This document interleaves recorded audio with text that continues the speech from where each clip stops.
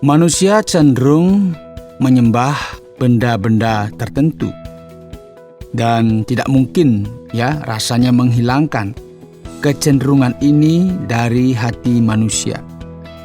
Kecenderungan ini ada di dalam diri kita masing-masing dan manusia mengarahkan kecenderungan ini bisa kepada seorang seniman, bisa juga atlet, bahkan tokoh terkenal lainnya. Tetapi juga harus diingat, bisa kepada diri sendiri. Selamat datang di Jalan 66, program studi Alkitab yang mengurai teks pasal demi pasal dan memahami isinya. Kita akan belajar Alkitab bersama di bawah bimbingan Pak Yohanes, guru kita, dan saya, Oti Priambodo, tuan rumah Anda. Dan hari ini kita akan mempelajari kitab Bilangan pasal yang ke-21 dengan tema ular yang membawa kesembuhan. Cerita tentang ular ini menggambarkan dosa, penderitaan, kesedihan, dan pada akhirnya ada keselamatan. Mari bersiaplah untuk menemukan lebih banyak rahasia iman melalui Jalan 66. Saudara yang dikasihi Tuhan, puji Tuhan kita masih bersama-sama belajar kebenaran firman Tuhan dalam program Jalan 66. Kita sedang belajar di kitab Bilangan, Semoga pendengar yang dikasihi oleh Tuhan tetap setia dan memperoleh banyak berkat dari pelajaran ini karena kita akan bertumbuh ketika kita senang belajar firman Tuhan. Nah, sekarang mari saya mengajak saudara untuk membuka Alkitab. Silakan buka Alkitab, boleh Alkitab dalam bentuk cetak atau elektronik. Mari kita mencarinya di pasal yang ke-21 dari kitab Bilangan. Gimana? Sudah ketemu atau belum? Oh, masih cari-cari. Ya, nggak apa-apa. Ya, lagi sekali saya ulangi, Bilangan pasal 21. Nah, jika sudah, silakan dilihat, mulai dilihat, disimak, dan sebagainya. Dan saya akan memberikan informasi kepada saudara bahwa pasal 21 ini kalau dibaca, maka kita akan menemukan informasi tentang perjalanan bangsa Israel menuju Moab. Kalau kita perhatikan, mereka bertemu dengan Raja Arad di wilayah Negev, dan di sana mereka memperoleh kemenangan atas raja ini dan mereka melanjutkan perjalanan menuju tanah yang dijanjikan. Dan tentunya setelah ini saudara ada fakta yang menarik yang patut kita perhatikan yang saya sebut sebagai pusat dari pasal ini. Apa itu saudara? Ya, kisah ular tembaga. Tentunya kita masih ingat ya, Kitab Suci menuliskan setelah mereka berangkat dari Gunung Hor, berjalan ke arah Laut Teberau untuk mengelilingi tanah Edom, maka bangsa itu tidak dapat lagi menahan hati di tengah jalan. Jadi harus kita ingat bahwa memang mereka tidak diizinkan melintasi wilayah Edom sebelumnya, masih ingat ya? Tentunya ini mereka harus cari jalan yang lain. Lalu mereka berkata-kata melawan Allah dan Musa. Mengapa kamu memimpin kami keluar dari Mesir? Pasti supaya kami ini mati di padang gurun ini. Sebab di sini tidak ada roti, tidak ada air. Makanan yang kami makan itu pun hambar. Kami telah muak. Lalu Tuhan menyuruh ular-ular tedung ke antara bangsa itu yang memagut mereka, sehingga banyak dari orang Israel yang mati. Kemudian datanglah bangsa itu mendapatkan Musa dan berkata, kami telah berdosa, sebab kami berkata-kata melawan Tuhan dan engkau. Berdoalah kepada Tuhan, supaya dijauhkannya ular-ular ini daripada kami. Lalu Musa berdoa untuk bangsa itu, maka berfirmanlah Tuhan kepada Musa, buatlah ular tedung dan taruhlah itu pada sebuah tiang. Maka setiap orang yang terpagut, jika ia melihatnya akan tetap hidup. Lalu Musa membuat ular tembaga dan menaruhnya pada sebuah tiang. Maka jika seseorang dipagut ular dan ia memandang kepada ular tembaga itu, tetaplah ia hidup. Saudara, ini tentunya peristiwa yang sangat menarik. Mereka memberontak kepada Tuhan, mereka tidak sabar, dan bahkan mereka mengkritik Musa. Juga Allah dikritiknya. Ini gimana ya?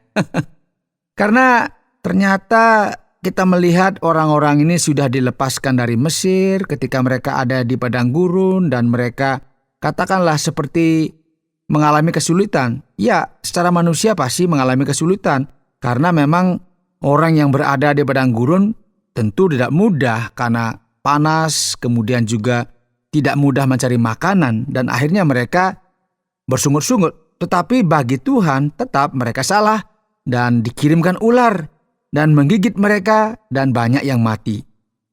Tentunya melihat peristiwa ini bangsa ini menjadi takut dan mereka mengakui kesalahan mereka, kami berdosa, kami melawan Allah. Nah pada saat itu Allah beri perintah, buatlah ular. Ini semacam seperti ular begitu, taruh di tongkat begitu, kayak di tiang begitu. Dan setiap orang yang terpagut ular kalau memandang, dia akan hidup. Nah, ini kan dikatakan ular terbuat dari tembaga. Jadi, satu hal yang mungkin bisa kita lihat di sini, ketika mereka menyadari diri mereka sebagai orang yang berdosa, mereka kemudian beriman kepada Tuhan, taat kepada Tuhan, dan itu yang menyebabkan mereka disembuhkan oleh Tuhan. Jadi ular ini yang dibuat ini kan simbol sebenarnya penyembuhan yang dibuat oleh Musa atas perintah Tuhan. Nah, kita ingat bahwa ketika mereka mengalami masalah, mereka dipagut ular di padang gurun, apakah mereka berhenti? Tidak, mereka harus melanjutkan perjalanan. Karena mereka harus menuju ke tanah perjanjian. Firman Tuhan berkata seperti ini, kemudian berangkatlah orang Israel lalu berkemah di Obot. Berangkatlah mereka dari Obot, lalu berkemah dekat reruntuhan di Abarim, di padang gurun yang di sebelah timur Moab. Dari situ berangkatlah mereka lalu berkemah di lembah Zeret. Dari situ berangkatlah mereka lalu berkemah di seberang sungai Arnon, yang di padang gurun dan yang keluar dari daerah orang Amori, sebab sungai Arnon ialah batas Moab di antara orang Moab dan orang Amori. Itulah sebabnya dikatakan dalam kitab peperangan Tuhan, Waheb di Sufa dan lembah-lembah di sungai Arnon dan lereng lembah-lembah. Lereng itu terbentang ke tempat di mana terletak kota Ar dan bersandar pada batas daerah Moab. Saudara, kita lihat di sini ya, mereka melanjutkan perjalanan meninggalkan Gunung Hor dan kita tahu di sini ada namanya peristiwa mereka dipagut ular. Dan mereka harus melanjutkan perjalanan, harus bongkar kemah, dan mereka berjalan terus. Dan ini satu hal yang tidak mudah, saudara. Mereka harus melewati banyak rintangan, karena ada suku-suku yang kuat saat itu. Kemudian juga mereka harus melawan namanya raja-raja orang Amori, Sihon dan Og. Nah, kitab suci menuliskan kemudian orang Israel mengirim utusan kepada Sihon, raja orang Amori dengan pesan, izinkanlah kami melalui negerimu. Kami tidak akan menyimpang masuk ke ladang-ladang dan kebun-kebun anggurmu. Kami tidak akan minum air sumurmu. Di jalan besar saja kami akan berjalan sampai kami melalui batas daerahmu. Ya, kita melihat sekali lagi, ternyata orang Amori juga nggak ramah dan Raja Sihon tidak mengizinkan mereka melintasi wilayahnya. Ia bahkan memanggil pasukannya untuk memulai pertempuran melawan Israel. Tetapi Allah memberkati bangsa Israel, saudara. Dan mereka menghancurkan tentara Amori, meraih kemenangan di Hesbon. Dan Raja Sihon menaklukkan kota Hesbon dari orang-orang Amori yang tinggal di tanah itu, sesuai dari kita baca di ayat 31 di sini. Dan akhirnya, saudara, Musa sebagai pemimpin yang tentunya nggak mudah saat itu, membawa bangsa ini dengan kemenangan melawan Raja Og, Raja Basan. Dengan pasukan yang mereka miliki, Israel meraih kemenangan atas Sihon dan Og, kedua Raja Amori, dan melanjutkan perjalanan mereka ke tanah Moab. Dan tentunya kita harus ingat ini dipimpin oleh Allah. Nah, saudara, pasal ini ditandai dengan kisah luar biasa tentang ular tembaga yang diangkat di atas tiang untuk menyembuhkan semua orang yang memutuskan untuk menaruh iman mereka pada Allah. Ular tembaga ini muncul selama perjalanan bangsa Israel menuju tanah yang dijanjikan, menuju arah Moab, dan ular ini memperoleh makna khusus yang kemudian dikutip dalam Perjanjian Baru kalau saudara baca di Yohanes pasal 3 ya. Tuhan Yesus sendiri berbicara tentang misinya sebagai penebus manusia, dan ia dengan jelas mengatakan dalam Yohanes pasal 3 bahwa sebagaimana Musa meninggikan ular di padang gurun, demikian pula anak manusia harus ditinggikan. Sama seperti ular itu menjadi simbol janji keselamatan, pengampunan, dan penyembuhan. Yesus juga ditinggikan di atas tiang, disalib. Untuk apa, saudara? Untuk memberikan pengampunan, untuk memberikan pemulihan, keselamatan bagi orang-orang yang saat itu sedang sekarat karena dosa, dan ketika mereka menaruh iman kepada Kristus, mereka dipulihkan. Dan sama seperti ular ditinggikan di padang gurun, dan semua yang memandangnya akan hidup. Dan tentunya mereka tidak akan mati. Karena apa? Karena mereka tidak dihukum oleh Tuhan.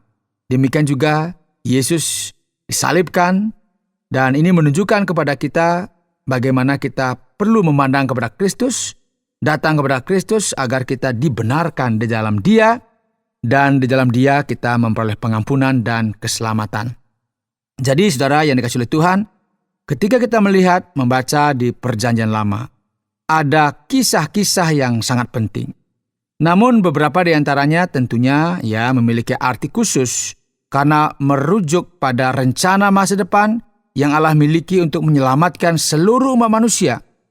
Dan rencana ini tentu kita baca di dalam Perjanjian Baru. Nah, saudara yang dikasihi oleh Tuhan, kita menemukan tokoh-tokoh yang menunjuk pada realitas yang lebih besar yang akan ditemukan dalam Kristus. Realitas yang digenapi melalui Mesias yang membawa keselamatan dan penebusan kekal bagi kita semua. Karena itu, saya ajak kita tetap setia mengikuti program Jalan 66, karena kita akan melihat begitu banyak kisah-kisah yang akan menguatkan iman kita. Terutama kita sudah baca dari pasal 21 dari kitab Bilangan, ada kisah tentang ular yang membawa kepada penyembuhan. Baiklah, kita sampai kepada sesi tanya-jawab. Langsung kepada Pak Yohanes, bukankah Allah melarang pembuatan gambar atau patung? Dan kita sudah melihat bagian ini sebelumnya. Sekarang, Dia memerintahkan Musa untuk membuat ular tembaga, mendirikannya sebagai monumen, sesuatu yang dapat dilihat oleh orang-orang. Nah, bagaimana hal ini dilakukan dan bagaimana benda ini akan digunakan oleh orang-orang yang tidak menyukai ide tersebut, Pak Yohanes? Ya, ini pertanyaan yang sangat penting agar kita memahami dengan jelas. Dan tentunya kita tahu bahwa pertanyaan ini juga diajukan di sepanjang sejarah kekristenan. Karena apa, saudara? Karena fakta bahwa orang-orang Ibrani tidak pernah membuat patung. Mereka tidak pernah membangun sesuatu yang begitu signifikan di bidang seni dan estetika. Jadi salah satu alasan untuk hal ini terkait dengan larangan untuk membangun atau membuat gambar atau patung apapun untuk diri mereka sendiri. Dan tentunya ide ini bahkan mungkin membuat orang Kristen percaya selama berabad-abad bahwa gambar atau bahkan lukisan sendiri adalah sesuatu yang berdosa. Mungkin seperti itu Wah, ini berdosa. Kita harus meluruskan semua ini karena pembahasan ini tentunya akan bisa menimbulkan juga mungkin nanti kontroversial di tengah kekristenan sendiri. Karena memang ada orang-orang memang membuat sesuatu yang mereka bisa lihat. Dan pertanyaannya, bagaimana kita bisa menyikapi hal ini Nah, ketika Allah melarang umatnya membuat gambar dan katakanlah patung, tujuannya sebenarnya agar mereka jangan menyembah berhala gitu maksudnya. Ini mungkin berkaitan dengan konteks umat yang ada pada saat itu. Israel tidak mungkin belajar dan membuat karya seni seperti di dalam konteks orang-orang yang memang melakukan hal itu pada masa itu. Dan ini yang dikatakan pada masa itu, akhirnya mereka cenderung kepada penyembahan-penyembahan kepada ilah-ilah yang bukan Allah, entahkah dalam bentuk gambar atau dalam bentuk wujud karya seni yang lainnya, itu yang dilarang. Jadi ini semacam peringatan juga bagi umat agar hati-hati dalam hal ini. Pertanyaan berikut, patung lembu emas tidak boleh, tapi ular tembaga boleh. Bagaimana bisa begitu? Ya ini, tadi kan kita membahas ya, ketika bicara mengenai patung lembu emas itu kan marah Musa, kemudian itu ditumbuk begitu dan mereka suruh minum dan banyak yang mati saat itu. Dan tentunya ada perbedaan yang kita harus lihat di sini. Jadi kita melihat ada sesuatu yang memang dibuat untuk penyembahan. Yang memang dibuat untuk penyembahan itu yang nggak boleh. Tetapi ada hal-hal yang memang dibuat sebagai objek seni. Misalnya ada sesuatu yang dibuat itu sebagai seni. Misalnya kerubim dibuat. Itu kan semacam malaikat yang digambar memang seperti patung gitu. Gambar itu kan karya seni yang dibuat. Sebagai simbol yang dibuat, tetapi harus ingat bukan objek penyembahan. Nah, dalam kasus ular yang dibuat di sini disebut ular tembaga, ada pembahasan seputar ini karena pada zaman dulu, bahkan di Mesir, itu mereka melihat ular itu sebagai simbol penyembuhan. Bahkan memiliki simbol ini juga kita tahu sekarang di dunia medis, itu ada ular sebagai simbol penyembuhan. Nah, beberapa penulis mencoba menghubungkan hal ini dengan sesuatu yang dapat kita lihat, bahwa orang-orang digigit ular, dan ingatlah, ular tembaga merupakan simbol yang mewakili penderitaan mereka. Dan semua yang memandang ke arahnya akan disembuhkan dan diampuni atas sikap pemberontakan mereka. Jadi sangat jelas bahwa kita harus membuat perbedaan di sini antara sebuah gambar atau sesuatu karya seni yang dibuat dengan tujuan memang ingin disembah. Khususnya dibuat untuk sesuatu yang memang dikhususkan. Tetapi ini yang berbeda. Karena ini dibuat tujuannya agar mereka memandang dan melihat bahwa mereka beriman kepada Allah, beriman kepada Tuhan untuk mereka mendapat kesembuhan. Jadi harus ingat ya, kita nggak boleh sembarangan juga ya menghancurkan setiap karya seni dengan mengklaimnya sebagai penyembahan berhala. Ini nggak boleh. Kita harus bisa membedakan ya, mana karya seni, mana yang karya memang dibuat khusus untuk disembah. Nah, itu yang dalam konteks umat Tuhan pada waktu itu, umat Israel memang dilarang. Benar Pak Yohanes. Tetapi ketika kita melihat Perjanjian Lama, sepertinya objek yang tidak dibuat untuk disembah, yang dibuat untuk menyelamatkan umat, pada akhirnya menjadi objek penyembahan berhala. Begitu Pak Yohanes? Iya, bisa terjadi seperti itu. Dan kita tahu ular ini disebut Nehustan pada masa kemerosotan besar, hampir di akhir kerajaan Yehuda. Ketika kita melihat dalam kitab Raja-Raja, ketika Hizkia melakukan reformasi agama yang membuat situasi sedikit membaik pada masanya, karena semuanya sudah benar-benar kita katakan seperti lepas kendali, keadaan menjadi kacau dan orang mulai memuja ular. Nah, ini mengungkapkan sesuatu yang serius, masalah yang serius yang ada di hati manusia. Manusia memiliki kecenderungan untuk mulai menyembah benda-benda. Jadi tidak mungkin untuk kita sekedar menghilangkan kecenderungan ini dari hati manusia. Ini semua ada di dalam hati kita. Kecenderungan kita untuk melihat sesuatu yang kita anggap luar biasa, misalnya hebat, seniman, atlet, tokoh terkenal lainnya. Bahkan kecenderungan kita juga untuk menyembah diri kita sendiri, karena kita merasa diri kita hebat. Nah, setiap manusia ini berada dalam suatu sikap hidup yang selalu ingin mengkultuskan sesuatu. Tetapi harus ingat, orang juga bisa mengkultuskan ilmu pengetahuan. Karena merasa ilmu pengetahuan itu sebagai sesuatu yang luar biasa. Ini saya katakan sebagai ada krisis di kalangan kehidupan kita, di kalangan masyarakat, ketika mereka beralih dari menyembah kepada yang menciptakan kehidupan ini, kemudian beralih kepada hal-hal yang dianggap sebagai luar biasa. Entahkah itu karya seni atau apa saja yang dianggap sebagai sesuatu yang bisa menolong mereka. Tentunya ini harus kita hati-hati, jangan sampai kita terjebak di sini.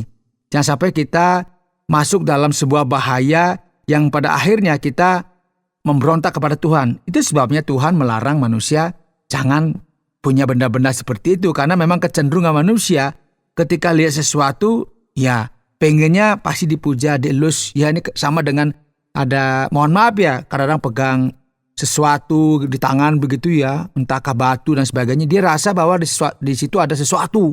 Padahal sebenarnya ada Tuhan yang luar biasa yang akan menolong menyertai kita. Bukan benda-benda itu. Karena itu jangan sampai kita memberontak kepada yang menciptakan kehidupan kita. Berbicara tentang penghancuran, ketika kita melihat ayat yang ke-14 dari pasal yang ke-21, kita bilangan ini. Dibicarakan tentang kitab peperangan Tuhan. Di mana buku ini, Pak Yohanes, dan apa itu buku peperangan? Ya, ini penting kita pahami bersama. Ada kitab lain yang dikutip dalam Perjanjian Lama. Ada kitab Jasar, ya, kitab peperangan Tuhan, catatan raja-raja Israel, ya. Ada catatan Gad dan Nathan, sang nabi. Nah, daftar ini sebenarnya itu mencakup lebih dari 15 dokumen kuno yang dikutip. Kita tidak memiliki akses ke dokumen-dokumen tersebut. Ya, suatu hari, ya ini saya kan ada di toko buku dan bertemu dengan seseorang yang sedang mencari buku-buku ini. Dan mereka, orang-orang ini ingin beli. Tetapi inilah kabar untuk semua orang di luar sana. Buku-buku ini tidak ada dalam bahasa Inggris. Atau bahkan dalam bahasa aslinya, karena hanya digunakan dalam kesempatan-kesempatan tertentu. Mungkin buku ini adalah buku lagu yang berisi lagu-lagu perang kuno. Ya, mungkin sama dengan budaya kita, ya, kita memiliki lagu-lagu yang kita gunakan untuk memberi kita semangat. Ketika kita di sekolah, bagaimana kita memiliki semangat juang. Nah, ini kan lagu-lagu yang ada pada masanya, misalnya pada masa bagaimana para pejuang kita mengusir penjajah dan sebagainya. Mungkin di buku-buku itu ada lagu-lagu puji-pujian, lagu-lagu kemenangan. Dan hingga saat ini, ya para arkeolog belum berhasil menemukan salinan tertulis dari buku-buku ini. Ya mungkin siapa tahu ya kemudian hari kita bisa menemukan buku ini ya, biar kita bisa baca bersama. Tapi kan tidak tahu bahasa apa itu ya. Baiklah, Pak Yohanes. Ya, mungkin sangat sedikit ya. Terakhir, sepertinya Allah kadang-kadang sangat menuntut terhadap umatnya. Allah memang hakim yang adil. Tetapi ketika kita melihat ayat ini, penyembuhan ini sepertinya salah satu hal termudah yang pernah ada, begitu. Maksudnya, yang mereka lakukan hanyalah melihat ular. Ya, ini sangat menarik ya. Ya, terkadang kita menyadari bahwa masalah utama dalam komunikasi ini kan begitu sangat rumit ya.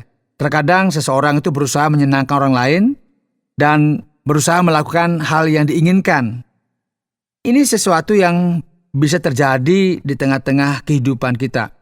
Nah, akibatnya apa? Ya, mereka memberikan hadiah yang salah sebenarnya. Inilah yang terjadi di sini karena manusia ingin apa? Mempersembahkan kurban kepada Allah. Mereka melakukan ritual.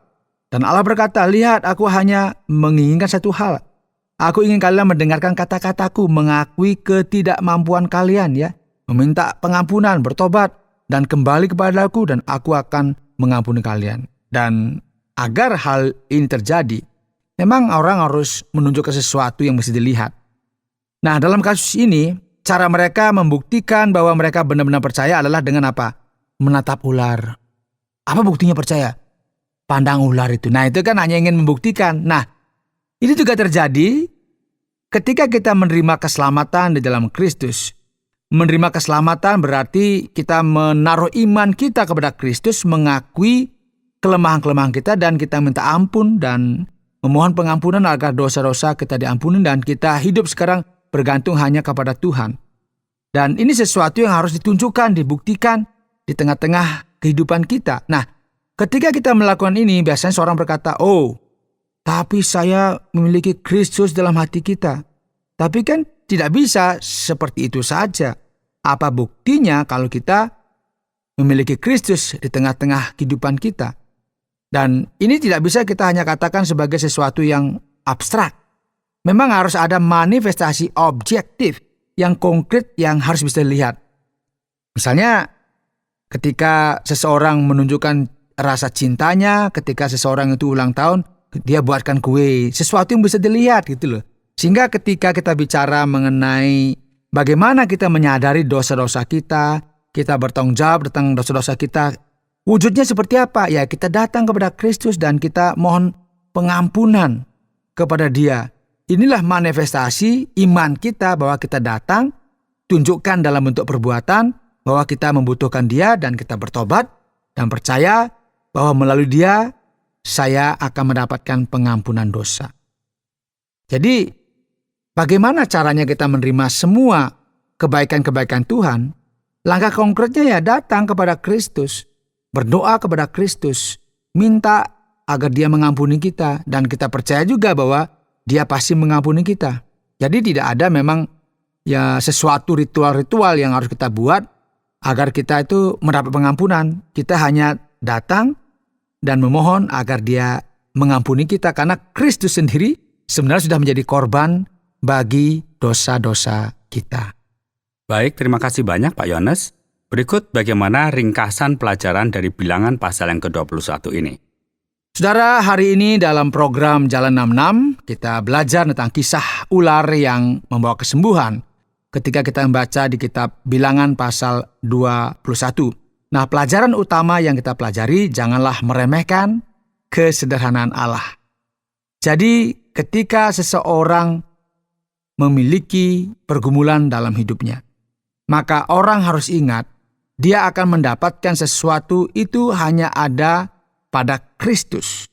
Ketika dia datang dan bertobat dari dosanya dan percaya kepada Kristus, maka sesuatu akan terjadi. Memang Injil itu nampaknya sederhana, hanya datang kepada Kristus. Tetapi dampaknya begitu luas bagi kita karena kita mendapat pengampunan dan kita diselamatkan. Karena itu, jangan kita meremehkan keselamatan, dan ketahuilah bahwa di dalam hal yang nampaknya sederhana, ada sesuatu yang besar yang berdampak luas bagi kehidupan kita. Baiklah, terima kasih banyak Pak Yones. Saudara pendengar, karena waktu yang tidak memungkinkan, kita akhiri program Jalan 66 kali ini. Kami menantikan Anda untuk tetap mengikuti pelajaran berikut dalam lanjutan pembelajaran Alkitab yang memberikan pelajaran menyeluruh tentang firman Tuhan. Jika Anda memiliki pertanyaan atau berespon terhadap topik berhubungan dengan program ini, silakan menyampaikan melalui WhatsApp ke nomor 081 333 777 386. 081 333 777 386. Terima kasih atas perhatian Anda.